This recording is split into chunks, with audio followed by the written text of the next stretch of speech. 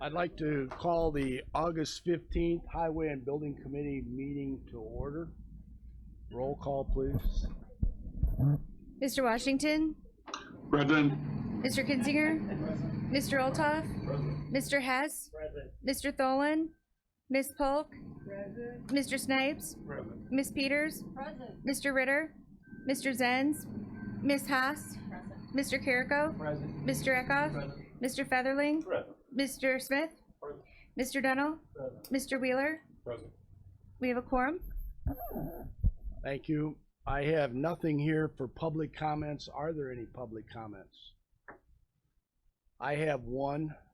It's a matter of public record that Mr. Washington said he intends to be back in this seat for the next meeting, and I'd like to make that a matter of public record. No. I would like to entertain a motion to amend the agenda. Mark has a motor fuel tax and other fee increase item he'd like to discuss, and while he's setting up here, we'd just like to do it. Is there a motion? Aaron, second. Mr. Olthoff, all those in favor? Aye. Thank you. Aye.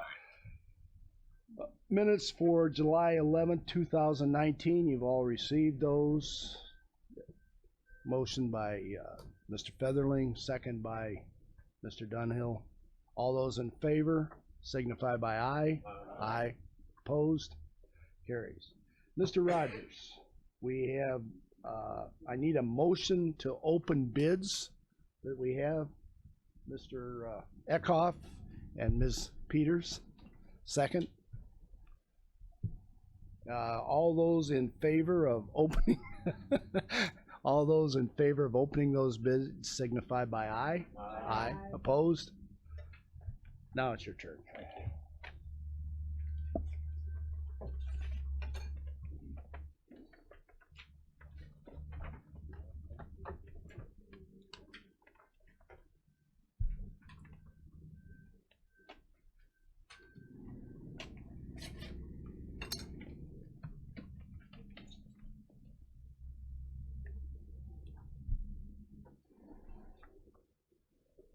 Okay, good morning. All right. The proposals we have this morning are to replace the fuel tank dispensing system at the gas station at 801 South Schuyler. We have two bids this morning. First one is from Crown Tank of Streamwood, Illinois.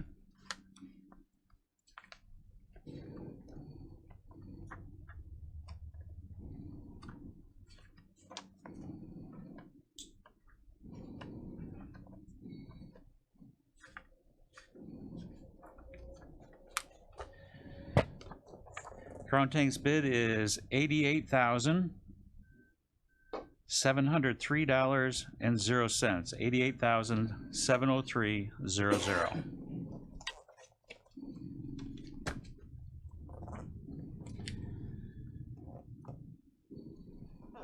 And the next one is Pemco from Gilman, Illinois. Pemco's bid is $70,328.52. $70,328.52. So parent low bidder is Pemco for $70,328.52. Do I have a motion to accept those bids? Ms. Peters, seconded by the lady that sits next to her. Sorry. The motion to accept those bids would be contingent upon the review by the engineering staff that they're in conformity. Is that agreeable with you? Oh, very good. That would be a voice vote. Mr. Washington?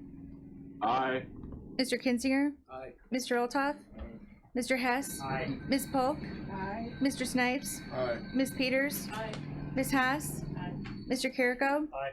Mr. Eckhoff? Aye. Mr. Featherling? Aye. Mr. Smith? Aye. Mr. Dunnell? Aye. Mr. Wheeler? Motion carries. Thank you. continue. All right. Next is the county engineer's pay estimates. I have quite a few this morning. The first one is for our county maintenance for 2019. This is a non-MFT job. This is a final pay estimate of Kankakee Valley Construction. This is for the roads that were in relation to the Kelly Creek phase, and that amount is $50,214.45. Next is for the county's general maintenance supplement 1. This is payable to Decker Supply. This is for signposts and fasteners, and that amount is $11,506.75. Next is for our county general maintenance for 2019 supplement 2. This is pay estimate to Grasso Construction Company. This is for oil and chip work being done in the county, and that amount is $385,347.83. Next is for our county general maintenance for 2019 payable to Kankakee Valley Construction. This is for hot mix picked up at the plant with our trucks, and that amount is $260. Next is for our county general maintenance for 2019 payable to Prairie Material Sales. This is for chips picked up at the quarry with our trucks, and that amount is $165.84. Next is for our county general maintenance for 2019 supplement 1. This is payable to Scanlon Excavating and Concrete. This is for pulverization and aggregate base repair on County Highway 32, and that amount is $130,980.37. Next is for our county general maintenance for 2019 payable to Vulcan Materials. This is for chips and road mix picked up at the quarry with our trucks, and that amount is $6,390.71. Next is Aroma Road District for their 2019 general maintenance. This is payable to AC Pavement Striping. This is for oil and chip work done in the township, and that amount is $50,985.18. Next is for Janier Road District for their 2019 general maintenance payable to AC Pavement Striping for oil and chip work done in Janier Township, and that amount is $39,166.06. Next is Pembroke Road District for their 2019 general maintenance payable to AC Pavement Striping for oil and chip work done in the township, and that amount is $32,244.52. Next is for Rockville Road District for their 2019 general maintenance payable to AC Pavement Striping for oil and chip work done in Rockville Township, and that amount is $47,043.14. Next is for St. Anne Road District for their 2019 general maintenance payable to AC Pavement Striping. This is for oil and chip work done in the township, and that amount is $33,988.45. Next is Essex Road District for their 2019 general maintenance payable to Grasso Construction Company. This is for oil and chip work done in the township, and that amount is $65,954.70. Next is for Moments Road District for their 2019 general maintenance payable to Grasso Construction Company for oil and chip work done in the township, and that amount is $66,399.49. Next is for Auto Road District for their 2019 general maintenance payable to Grasso Construction Company for oil and chip work done in the township, and that amount is $42,008.24. Next is Salina Road District for their 2019 general maintenance payable to Grasso Construction Company for oil and chip work done in the township, and that amount is $65,123.56. Next is Sumner Road District for their 2019 general maintenance payable to Grasso Construction Company for oil and chip work done in the township. That amount is $87,784.55. Next is Rockville Road District for their 2019 general maintenance payable to Prairie Materials. This is for road mix picked up at the quarry with their trucks. That amount is $4,666.41. Next is Auto Road District, Section 19-10, 173-01-AS. This is payable to Toby's Construction. This is for pulverization and aggregate base repair, and that amount is $119,860.98. Next is Pilot Road District, Section 19-12, 102-01-AS. This is a final pay estimate to Toby's Construction and Cartage for pulverization and aggregate base repair in the township, and that amount is $4,213.30. Next is a final pay estimate for Pilot Road District for their 2019 General Maintenance Supplement 2 payable to Toby's Construction and Cartage. And that amount is, this is for pulverization and ag base repair. The amount is $3,666.11. Next is Auto Road District for their 2019 General Maintenance Supplement 2. This is payable to Vulcan Materials. This is for road mix picked up at the quarry. In the amount of $725.04. And last is Pembroke Road District for their 2019 general maintenance payable to Vulcan Materials. This is for road mix picked up at the quarry with their trucks, $4,135.69. Mr. Rogers, may I see the first invoice you read or payable? You didn't have it in there? I don't think so. Oh, in my okay. packet. Michelle might not have put it in there because it wasn't paid out of motor fuel tax. This is just the final pay estimate for the, that we paid out of county highway. Usually the county highway bills go before the claims committee, but I wanted to let you know that that work was completed and just that it was being final paid. $50,214.45. Everything agreeable with everybody? I'll have a motion to approve the payables as submitted. Mr. Olthoff, Ms. Polk will second. If that's all right with Ms. Polk. Thank you. That'll be a roll call. Mr. Washington, Aye. Mr. Kinzinger, Aye. Mr. Olthoff, Mr. Hess, Ms. Polk, Mr. Snipes, Ms. Peters, Ms. Haas, Mr. Carrico, Mr. Eckhoff, Mr. Featherling, Mr. Smith, Mr. Dunnell, Mr. Wheeler. Motion carries. Thank you. Okay, the next thing I have is a resolution declaration of highway department equipment as surplus property. Kelly, could you switch me over? Okay. This is our resolution. We usually have one or two a year, but this is for our equipment that we've declared surplus for this year. And it includes several items here. First is a 2008 International with a wing plow that has 98,112 miles on it. I don't know if everybody can see that back there. Next is a 2010 Flink snowplow. Next is a 1998 Swenson salt spreader. Next is a 1999 Chelsea 4-ton hot box. This is where we put asphalt in and do some patching. It's quite old, having trouble getting parts for it. Next is a 2007 Ford Crew Cab pickup truck. It has 118,546 miles on it. Next is a 2001 Dodge 4x4 pickup. It has 117,900 miles on it.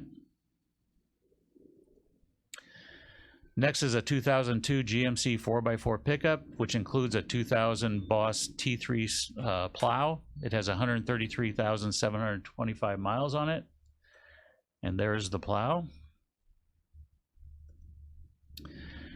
Next is a 1999 John Deere 609 mower deck. Next is a steel water tank. It holds about 1,000 gallons. Next is a shop vac. We have an impact wrench. We have a floor buffer. We have a die grinder. We have a 12-volt shop vac. This does not work at all. We have an automatic surveying level. It is broken, does not work. It's not repairable. 2 jackhammers, a tester, electrical tester, 2 radios, handhelds don't work, and an assortment of obsolete parts.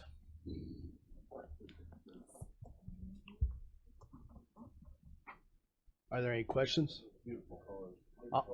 I'll entertain a motion to approve the resolution as you have in front of your desk?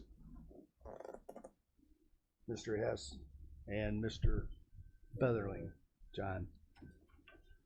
That will be a roll call vote. We have a motion to approve the resolution that you have on your desk. Mr. Washington, Aye. Mr. Kinzinger, Mr. Olthoff, Mr. Hess, Ms. Polk, Mr. Snipes, Ms. Peters, Ms. Haas, Mr. Carrico, Mr. Eckhoff, Mr. Featherling, Mr. Smith, Mr. Dunnell, Mr. Wheeler. Motion carries. Thank you. Do you have anything else, Mr. Rogers? Well, I do have a presentation that I wanted to give. Last month, someone asked about the capital bill and what that means for the county. So I kind of put together a little presentation here for everyone. I don't know if you guys might not be able to see. Just wanted to do a little review. Motor fuel tax is a tax imposed on the privilege of operating motor vehicles upon the public highways and recreational type watercraft upon the waters of the state of Illinois. That's in the statutes.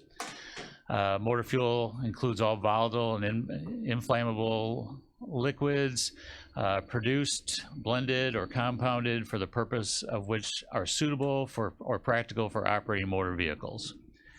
So there is everybody pays a tax on motor fuel tax. On the motor fuel, I'm sorry. Motor fuel started back in 1929. It was 3 cents per gallon.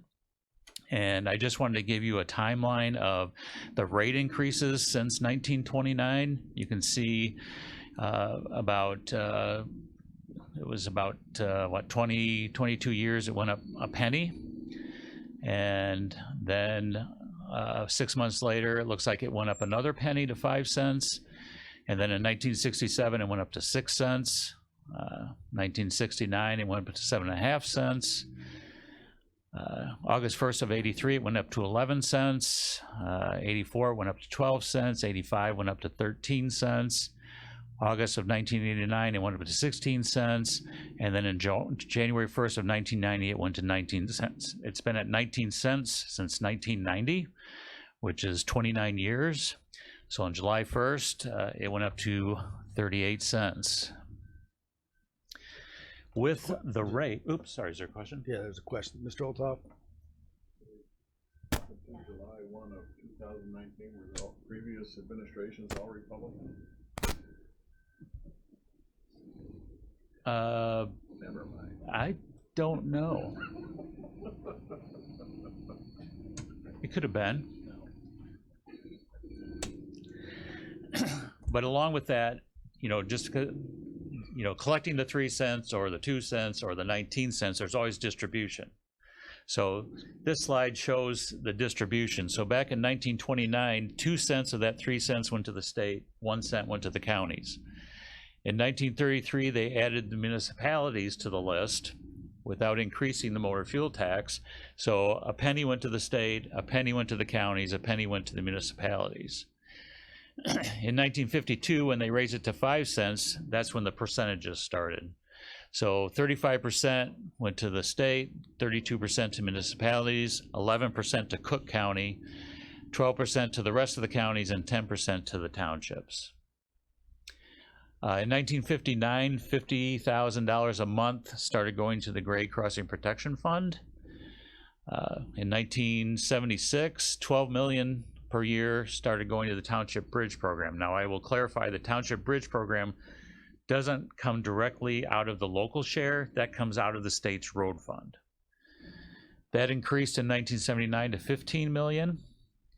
In 1983, when the motor fuel tax went up again, the state took 70%, and then the 30% went to locals, and that was when the 2.5% diesel differential was introduced, 2.5 cents, and the state took all of the 2.5 cents. So they got 70%, plus they got the 2.5 cents of the diesel differential. In 1985, they started the Vehicle Emissions Inspection Fund. They get so much per month to operate the Vehicle Emissions Inspection Fund. In 1989, when the gas tax went up to 16 cents, 75% went to the state, 25% went to locals, but the state offered $115 million to local programs. Local programs are like Needy Township, county consolidated, high growth cities, but they threw that on the table and started giving the locals $115 million, but took 5% of the MFT off the top.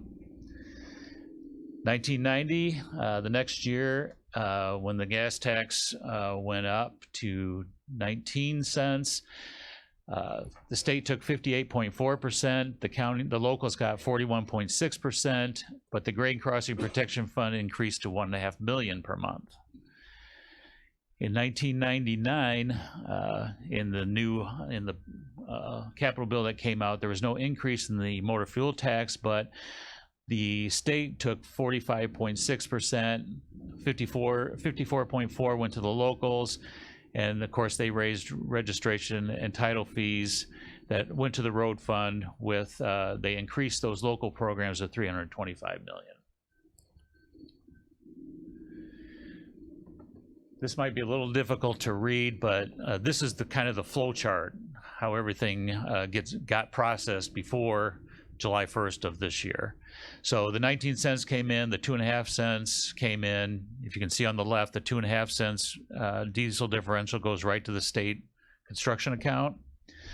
So then the 19 cents goes down the middle. So on the left side of the middle are all the deductions that are taken off the top, as well as the right side. So the State Boating Act Fund gets about $400 million per month. The Grade Crossing Protection, that should be $400,000 per month. The Grade Crossing Protection Fund, back when it was started, got $2.25 million a month. Now it's $3.25 million per month. But all those things taken off the top include what I just described, the $420,000 to the State Boating Act, the $3.25 million to the Grade Crossing Protection, but then there's administrative costs that the Department of Revenue charges MFT to administer the MFT. There's supervisory costs, which is IDOT to oversee the MFT and make sure it's been processed properly. There's refunds, which are part of the International Fuel Tax Agreement, refunds for fuel that's not used on the roadways. There's the Vehicle Inspection Fund, Court of Claims, and the IFTA payments that are due to the jurisdictions. So all that comes off the top before it even gets to our split. Sure. Mr. Olthoff? Are there any funds left in those funds at the end of the year? And if there are they swept? That I do not know about. I actually, on some of those that are, because they vary, except for the straight 420,000 of 3.25 million, all those other ones are just billed. So it's actual for those, because those change year to year. This slide, I don't know, it's probably very difficult to read up there, especially for you guys in the front. But in 2017, December 1st, 2017 through November 30th of 2018, there was about 1.3 billion taken in motor fuel tax. That was up 1.49% from the previous year. But then there's all the things that get cut off the top, and they vary. Like I said, the three that don't vary are the State Boating Act, the Grade Crossing Protection Fund, and the Vehicle Inspection Fund. But all the other ones vary. So about $227 million was taken off the top before it got down to us. So what that left us was just a 0.01% increase in motor fuel tax, even though there was a 1.5% increase in revenue from that. Okay. So That's, so it gets down after it's taken off the top.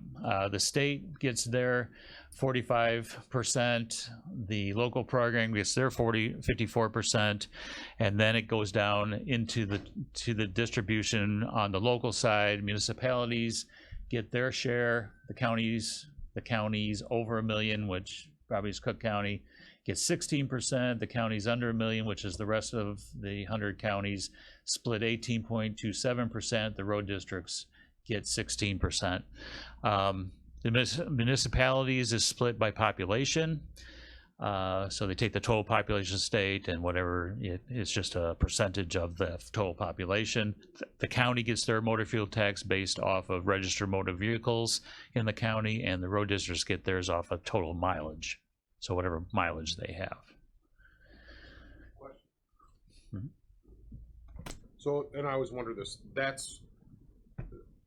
it seems like what you just said was like, let me just phrase it in the form of a statement first. A lot of the damage we're seeing on some of these rural roads with the trucks coming to avoid Route 80, just a repetitive truck use through the township and the county roads.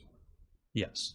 But we don't receive any reimbursement based on the number of trucks that are coming through our area. It's based on the number of vehicles that are licensed here or whatever. Yeah, it's based on license. We do not get any of the diesel differential. The extra 2.5 cents that the truckers pay, we do not get any of that. Okay. And that's where the most damage is coming from. Thank you. Mm-hmm. I've been told, and I'm curious, is there a difference that the townships or the local villages get based on state routes running through their jurisdiction? No, not at all. So it's just total miles? And total population for the municipalities, total miles for the townships. Mr. Chairman? Mr. Mr. Rogers, it seems that you notice a lot of the truck places, you see a lot of trucks run on natural gas. And is that a percentage per dollar, or is that on that, or is it per gallon? How do you know they rate that? That I am not aware of how that is distributed. Well, because rumor had it to me that they don't pay anything on it in the highway tax. I will check the bill and see if there's a change in that. And then grade crossings, why are we paying to protect grade crossings? Shouldn't the railroad be paying for that?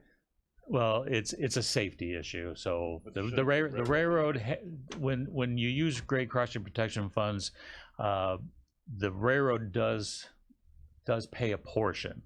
They have a stake in it. They do pay some, but they don't pay a. Yeah, but if it's my train blasting through town, shouldn't I be responsible for the gates going up and down?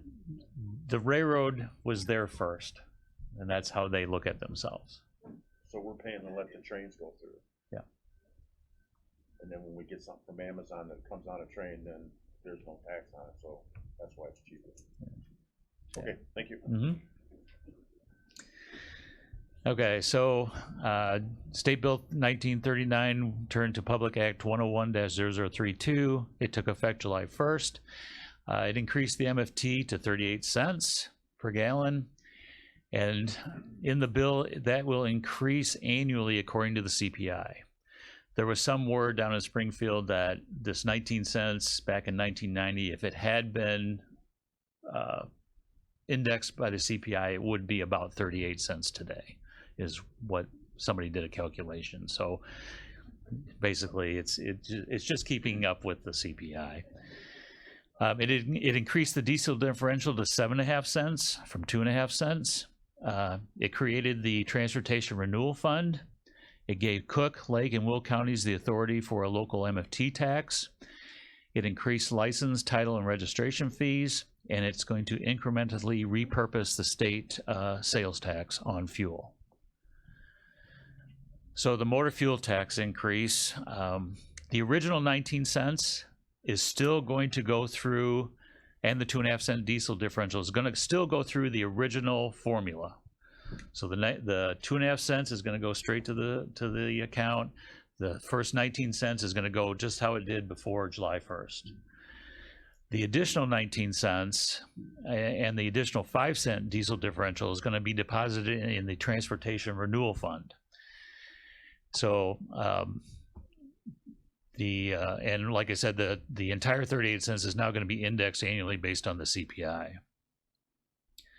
So this is the flow chart for the new Transportation Renewal Fund.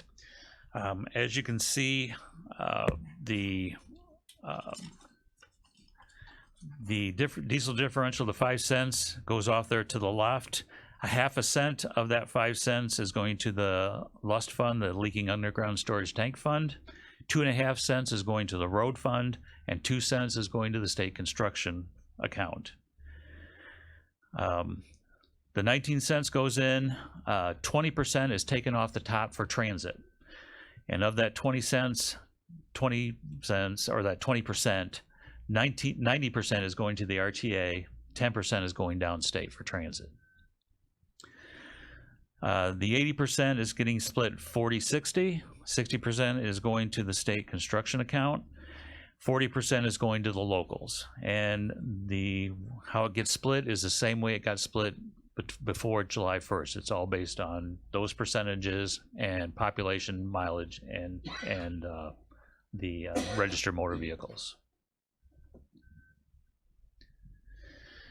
The sales tax on fuel beginning in fiscal year 2022, the state will begin to incrementally repurpose the 6.25% tax on fuel from the general fund to the road fund. So starting in fiscal year 2022, they'll begin a 1% to the road fund, followed by a 1% increase each year till fiscal year 2026, when the 5% will be going to the road fund. The 1.25% sales tax will still go to the locals, so it shouldn't affect local sales tax.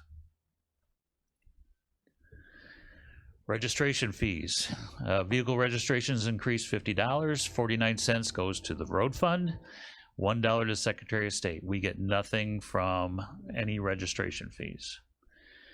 The electric vehicle registrations originally was $35 every 2 years. Now they are going to pay the same thing, $148 annually plus a $100 fee in lieu of paying motor fuel tax.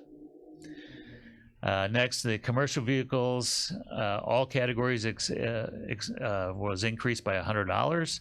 $99 of that is going to the road fund. $1 goes to Secretary of State. Question. Is the hybrid vehicles have to pay the 100? Ones that are gas and electric? That I'm not aware of. Okay, thank you. Mr. Snipes? Question? It looks like there's a lot of conversation, but my first question is, you said you don't get anything of the registration fees, but they're going to a road fund. The road fund is IDOT's road fund. IDOT has two funds. They got the IDOT road fund and they got the state construction fund. So this construction can only be used for construction. The road fund is what the department uses to operate. So that will indirectly, does that indirectly benefit us in that the state roads are going to be improved through our county? We sure hope so, yes. Okay. Yes. And then I'm looking at, so there is an increase into your budget for the roads to be done countywide and citywide. Only the MFT. We don't get anything from any of these registration fees. We don't get anything from the diesel differential. We only get that increase from the 19 cents. The 19 cents, that's what I was thinking of. Yes. So of that 19%, giving a projected income, a projected revenue, will this begin to beautify our roads? You're stealing my thunder. No, okay. I've got a slide that kind of tells what we're going to get. I'm good. Yeah, okay.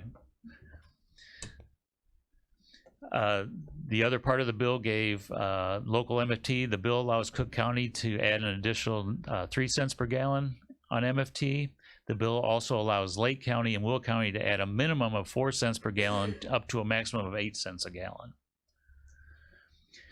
The local programs, the ones I was talking about, the Needy Township, High Growth Cities, County Consolidated. Senate Bill 262 was passed by the General Assembly, which contained cuts to those local programs. So Needy Township went from 10.014 million to 2.5 million, a 75% cut. County Consolidated went from 21.8 million to 5.45 million, which was a 75% cut. and state match went from 4 million to 0. County consolidated, the county receives, we probably get around $270,000 a year from county consolidated, so you can see a 75% cut is significant for us. It's very significant for downstate counties and needy townships in downstate, because even with this motor fuel tax, I'm hearing that if they cut these local programs, they're going to lose money in this whole thing, even though the tax increased. However, Secretary Osmond has been in touch with IACE, the Illinois Association of County Engineers, and said that they plan to restore those funds to make those funds whole again, but they did not indicate that there was going to be an increase in those funds. We haven't seen anything in writing about that. I think that those cuts were made because they were unsure of what was going to happen in the capital bill, and they were afraid they were going to have to cut operations, and that was just a cut that they made.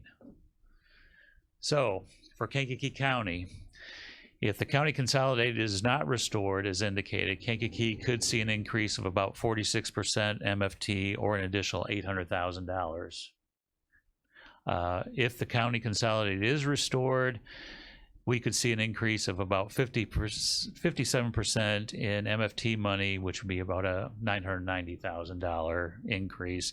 And these are just projections, they're not actuals, but that's all I got. Quick question.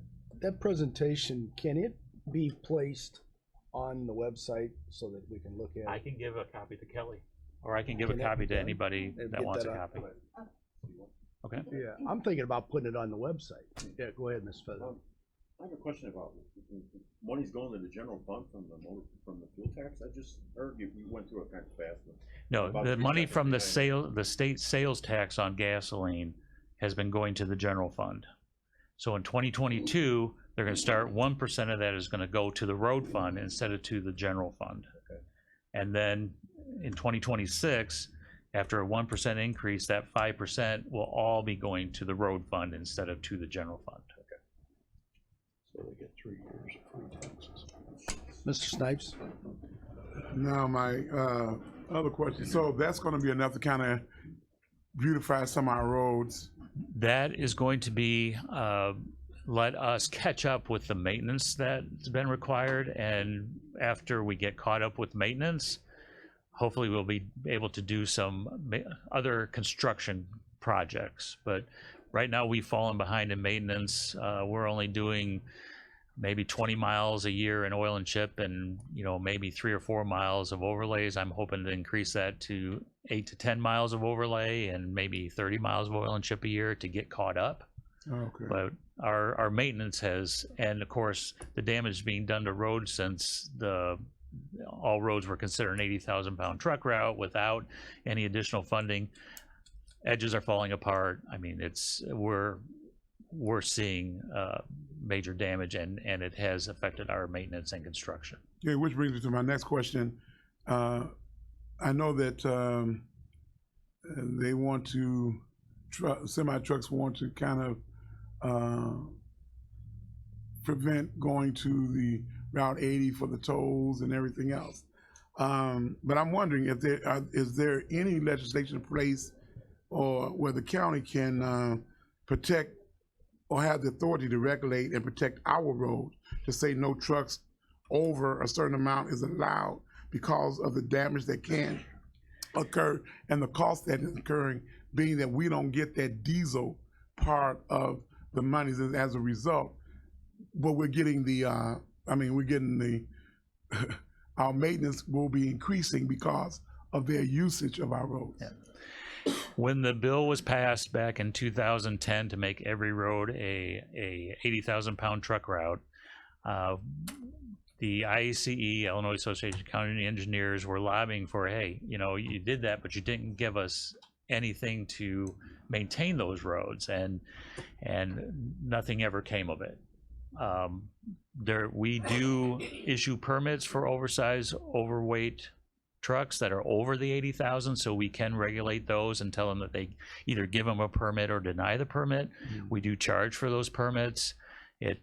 you know, it's something, but it really doesn't, you know, we collect maybe about $30,000 a year in permit fees, you know, and that doesn't go very far, but we're doing the best we can with it.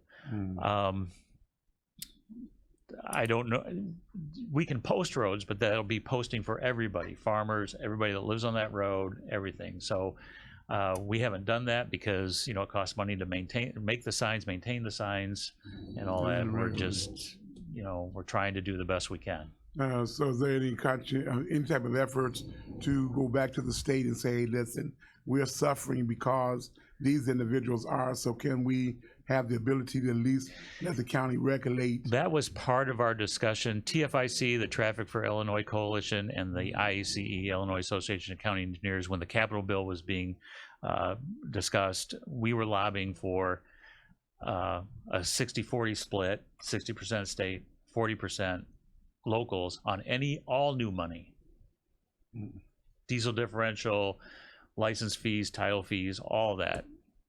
We got 60-40 on only the motor fuel tax. We didn't get the 60-40 that we wanted. So we were lobbying for that with those arguments. In fact, I had submitted some maps and numbers about what it's cost us in 15 years to maintain these roads and how the costs have gone up and our revenues going down.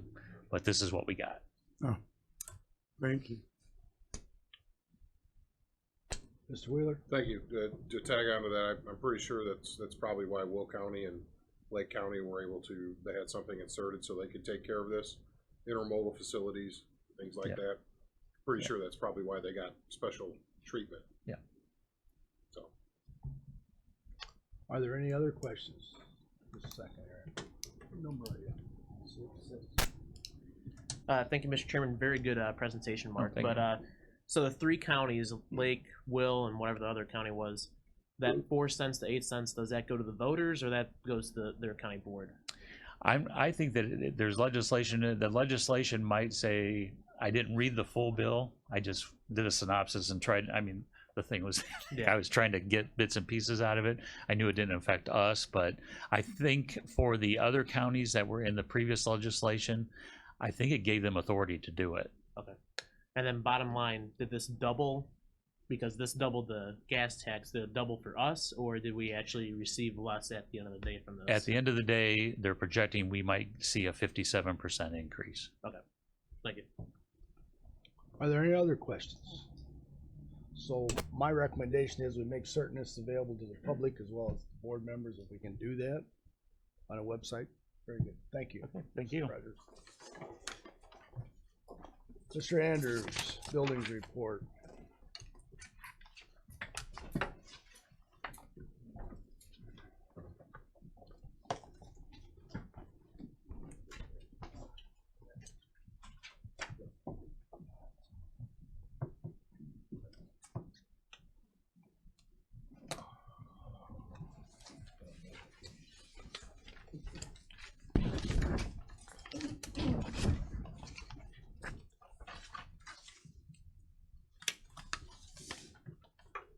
All right, good morning. First item on the agenda is facility dude report for the month of July. We had 155 work orders in the system, so we continue to be very busy.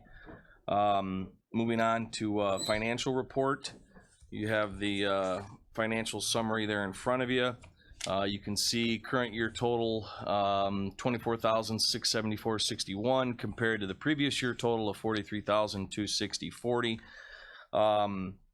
I'll call out a couple of expenditures. 5,000 of that 24,000, I find it here, was under service contracts.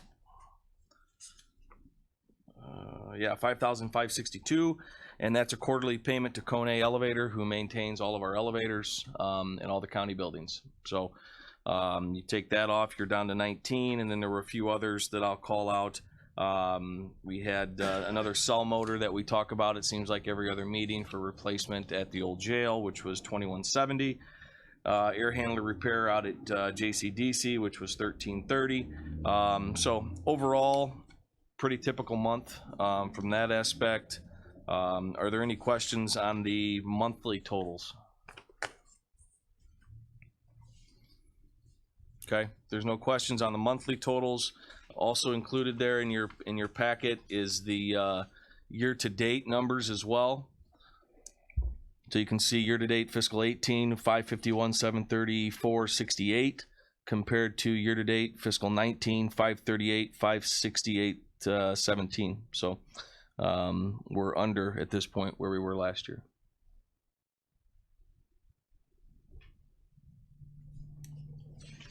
Any questions on that? Okay, moving on to a building report.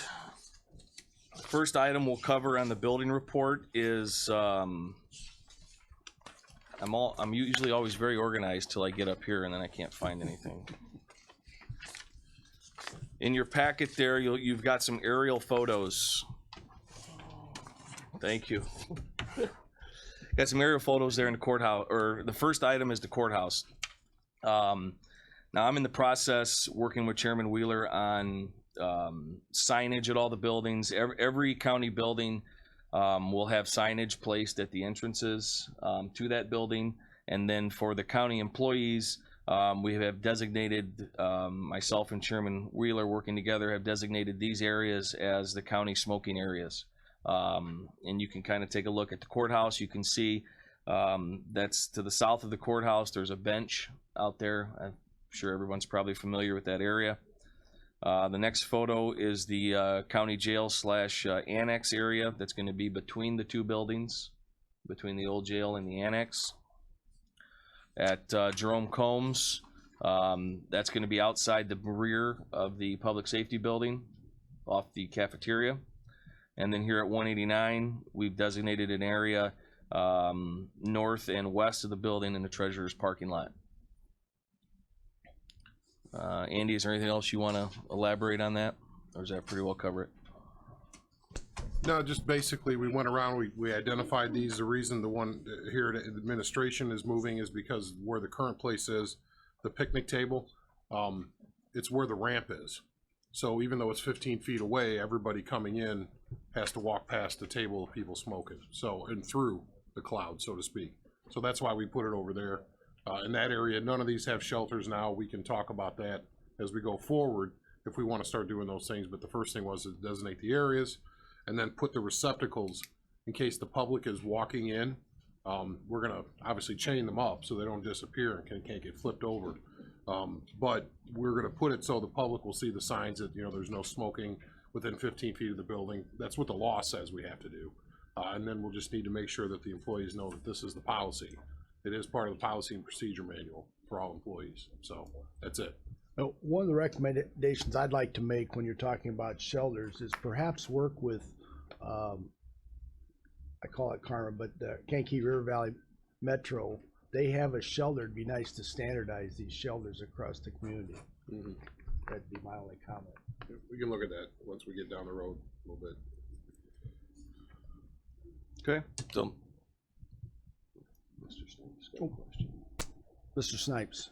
Yes, now from the courthouse, their usual spot is right outside the doors, correct? And then we're moving them to just to the sidewalks, which is down the hill. Okay, all right. Because 15 feet is the end of the circle driveway.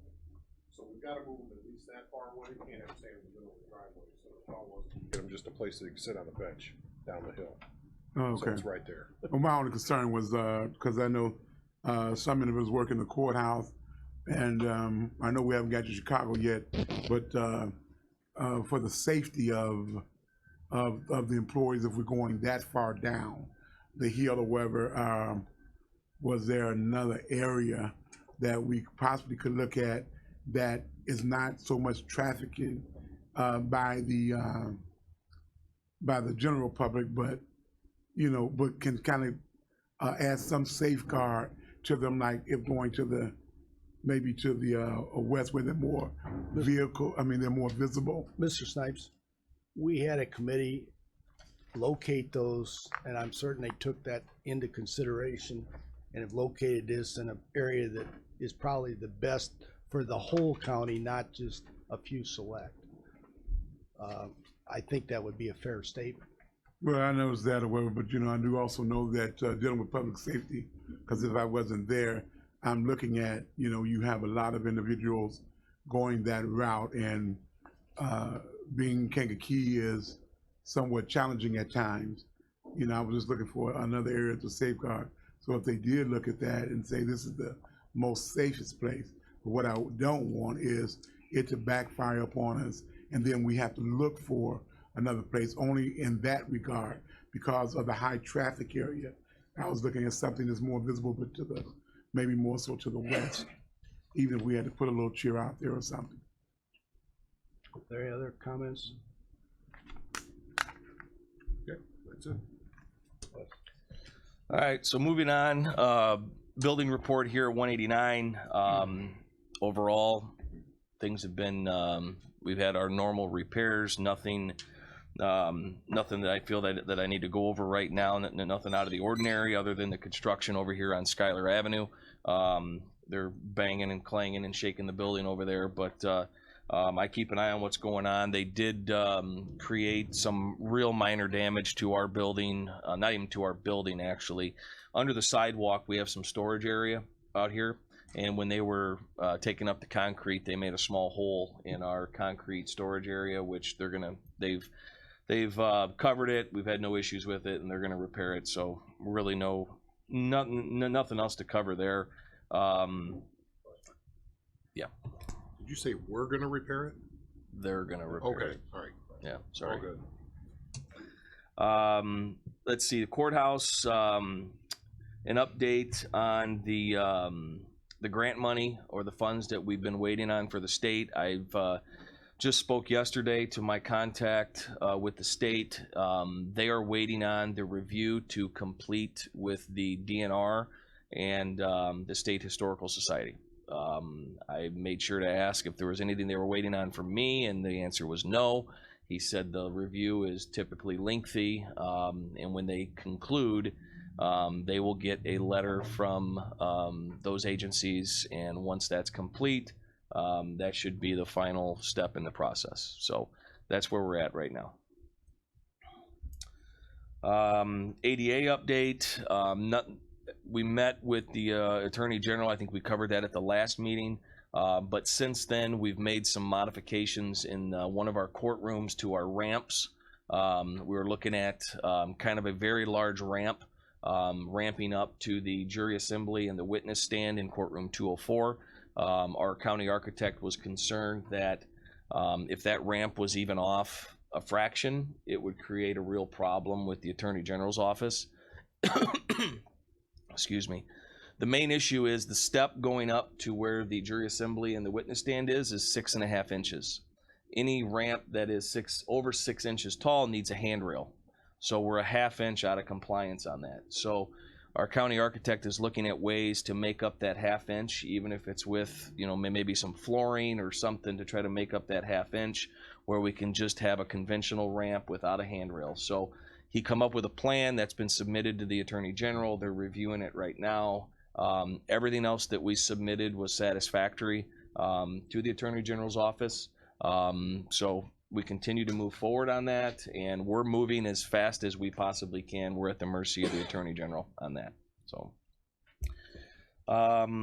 let's see. That concludes the courthouse, the annex, and the old jail. You know, typical repairs, gate valves, which I talk about at just about every meeting, shower faucets, you know, toilets, sinks, you know, nothing out of the ordinary at the annex or the old jail. Jerome Combs Detention Center, I'm sure everybody's aware, we're getting ready for the building dedication that's going to be happening out there in a couple weeks. I've had my crew, you know, diligently working on, you know, the landscape, the lawn, making sure we get all the weeds pulled and make sure the place looks as presentable as possible. We did have a kitchen cooler go down since our last meeting. The compressor for the kitchen cooler went out. It was original compressor, so it had served its lifespan. So that we had to get that replaced. So that's all I have on the building report. Yeah, we're gonna go to All right, so moving on, next item on the agenda is the LED lighting at Jerome Combs. I had that on there and then I guess just got lucky. I got an email from ComEd. I try to stay in contact with them to see what type of service or what type of programs they're offering. They just came out with a program for certain communities. You have to qualify for it, and I don't know yet that we qualify, but I'm going to find out. If you switch to LED lights, they have a program where they handle it 100%. It's free. But you have to just switch out the bulbs. So you can bypass the ballast. You have to switch out just bulbs. They don't do fixtures. And what I had proposed was the fixture replacement. So I want to postpone that until I can talk to ComEd a little bit more, find out A, if we qualify, and then B, if we do, what type of lamps we can put in there to have ComEd cover. I mean, I think that would be in the county's best interest. So we'll postpone that one until I can find out more on that. Next item on the agenda is chairs at the courthouse. I was approached by the chief judge this past week. We have a jury assembly room off of courtroom 204 where we need 14 chairs. The chairs that are in there right now is your standard metal frame chair with a wooden armrest. They're gray. They've been there for, well, I haven't been here that long, but they've been here as long as I've been here. And if I had to guess, I'd say they're 15 years plus. And they are badly stained. Their screws are falling out of them. They're just in really bad shape. And the chief judge approached me and asked if I could replace those chairs. 14 chairs. The best price I can find is about $50 a chair, plus shipping is going to be about $800. So I talked to Chairman Wheeler. He recommended I bring it to the committee. So I'd like to.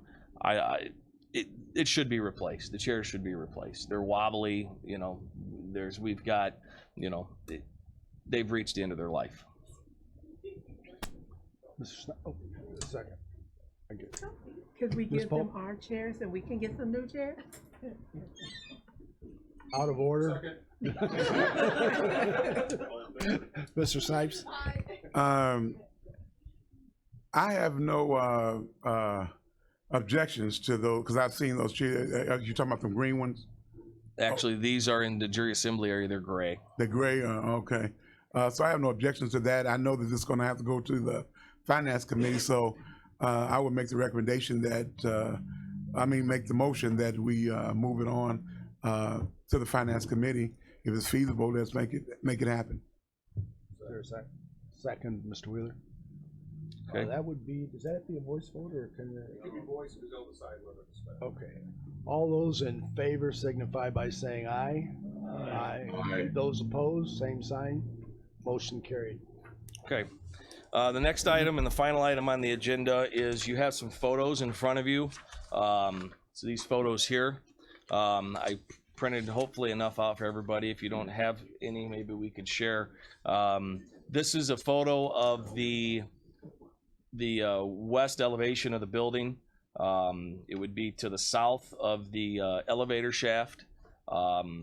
In discussions with Chairman Wheeler this week, we both agreed that this is something that we probably need to take a closer look at. The paint is peeling, the facade is cracking, the windowsills, you can see this photo here of all the windowsills, they're all cracked. So I had somebody come out and take a look at it. Basically the scope of work that needs to happen is painting of the exterior west wall, clean and scrape all previous paint off the wall, repair all the cracks, paint 2 coats, protect the roof, and then obviously this would all have to be done and accessed via lift that would be placed on Schuyler Avenue, or not Schuyler, on Court. So I would like to ask for funds to do this. I would estimate that a number not to exceed $5,000 to get this done, which I think is very reasonable given the amount of prep work that needs to happen to do this job correctly. So, sounds reasonable. What about Mr. Snipes? No, I was going to make the motion that we approve it and send it on to finance. Well, the motion would be to approve the work, and then when the bill comes in. Right. Oh, that's fine. Who's 13? That's you. Yes, no, that's okay. The motion would be that we approve the work, and then when the bill comes in, that's where finance and the claims get approved. So we're okay. This isn't like a big capital expenditure. Does that So make we have a, sense? We're good with we have that? a motion on the Okay. floor, seconded by, Colton, Mr. Eckhoff, I should say. Okay. Great, yeah, it's something that needs to be done. I mean, Okay, are there any questions regarding that motion? I do have a question. Go ahead. Is there any particular color you're favoring? Would you just replace the current color? Would that's, we- that was my thought, but if there's something you wanna look at, we can do it.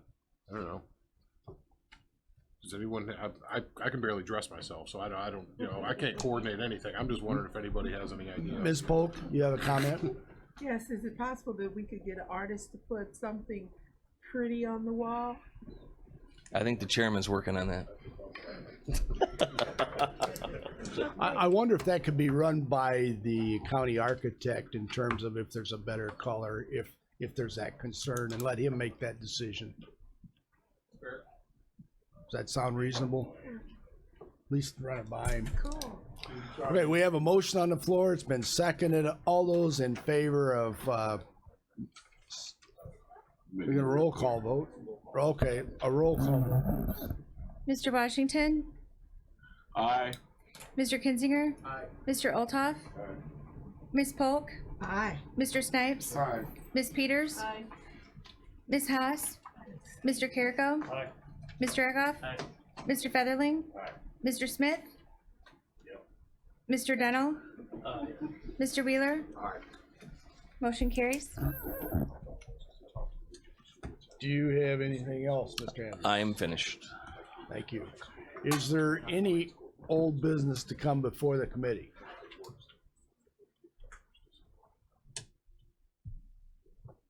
Is there any new business to come before this committee?